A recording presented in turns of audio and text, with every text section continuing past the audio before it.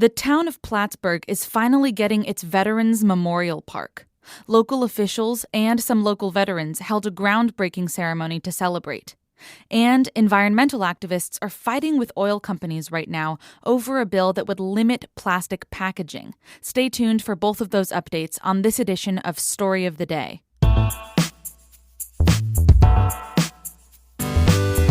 Support for Story of the Day is provided by Renew Architecture and Design, designing camps, custom homes, and more throughout NCPR's listening region. Details at renewarchitecture.com.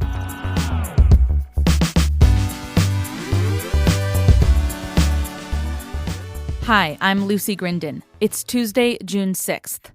A quick health warning, nearly all of New York State, including the Adirondack North Country, is under an air quality health advisory due to smoke and particulates from wildfires in eastern Canada. There are more than 100 wildfires burning in Quebec. Further east, Nova Scotia has been battling two massive wildfires over the last week. The air is unhealthy for sensitive groups, including people with heart or breathing problems, children, and the elderly. The state first issued advisories late last week for the New York City metro area and for western New York. The health advisories expanded to include the Adirondack North Country yesterday. People are being urged to limit their time outside. The State Department of Environmental Conservation says exposure to the smoke can cause irritation to the eyes, nose, and throat, coughing, sneezing, runny nose, and shortness of breath.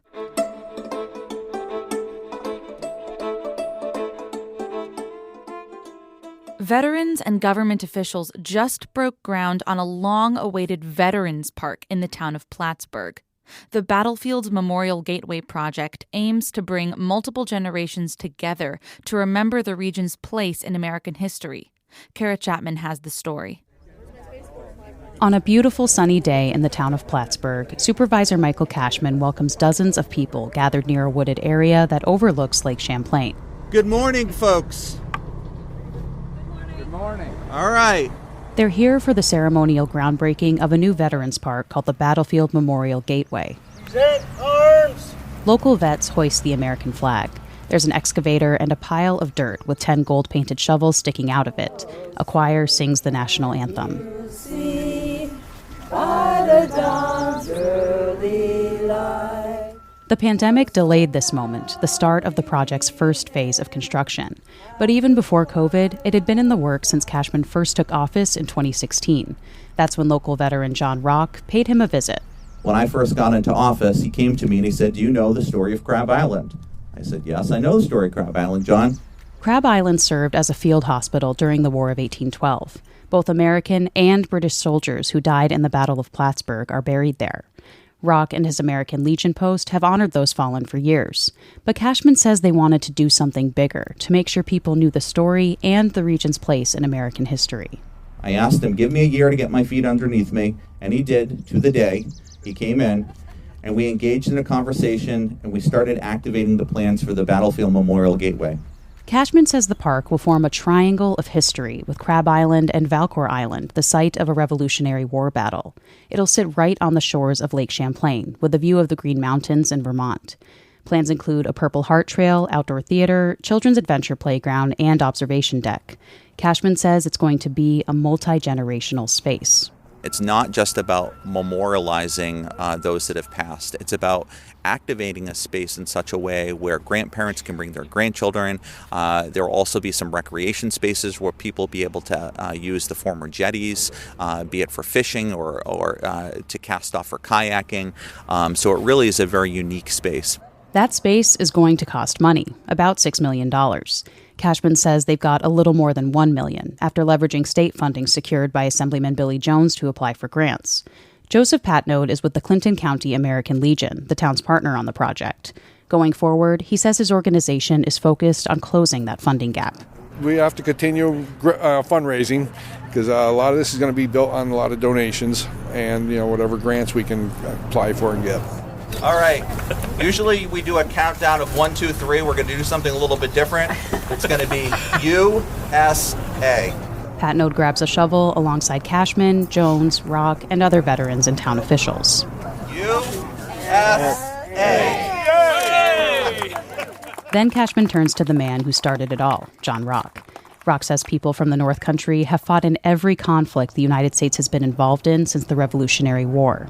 To have such a park as this to honor our veterans and to help educate the building of a beautiful nation that we all lived in and cherish to what it is today is just I can't express how greatly I feel and honored I am to be here and see this project finally taking off.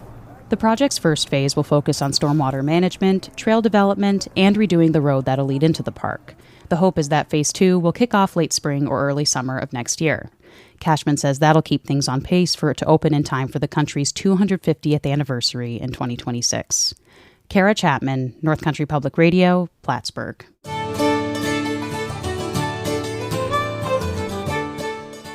Environmental lobbyists are fighting for bills that would reduce plastic packaging in New York by half and make oil companies help pay for climate cleanup projects.